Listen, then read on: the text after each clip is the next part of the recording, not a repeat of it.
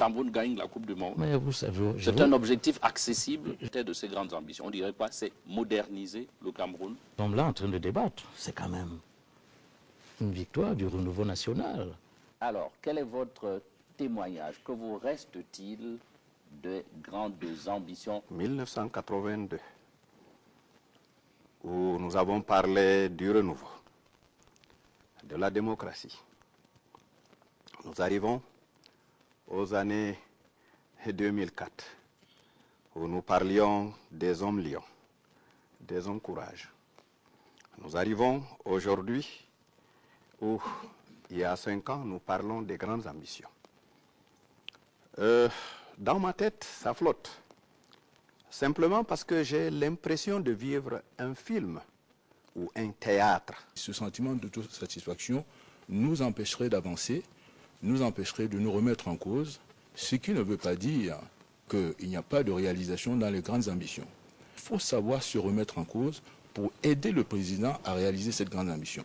Les émeutes de 2008, de février 2008, ont signifié un mécontentement, et notamment des jeunes, par rapport à un certain nombre de leurs rêves. Je ne peux pas être heureux. Quand je me rends compte que le taux d'accès à l'eau potable, après 50 ans, est de 30%, le taux d'accès à l'électricité est de 50% globalement, il y a un problème de logement, n'est-ce pas? Il y a un niveau insuffisant de logement, et que, par ailleurs, le taux de croissance de l'économie du Cameroun traîne autour de 3%, comparé à la moyenne, depuis des années, comparé à la moyenne africaine qui est de 6%, alors que le document de stratégie de réduction de la pauvreté, n'est-ce pas, visait 7 à 8% pour espérer réduire la pauvreté de moitié dans le cadre des objectifs. Alors vous êtes inquiet, au même niveau que Marie-Louise Etekki? Non, je ne suis pas inquiet. Moi, je ne suis pas habité par l'inquiétude. C'est pas... Jacques disait tout à l'heure, pendant cette phase de Lamartine, ce n'est pas une inquiétude métaphysique. Je veux dire que je prends conscience. Il faut prendre conscience de ce qui n'est pas bien. Par Guy Parfait-Songhé, qui parle un peu au nom des jeunes. Laissez-moi, Madame le maire, terminer le tour de table. Les jeunes ont du mal à s'approprier la question du concept des grandes ambitions.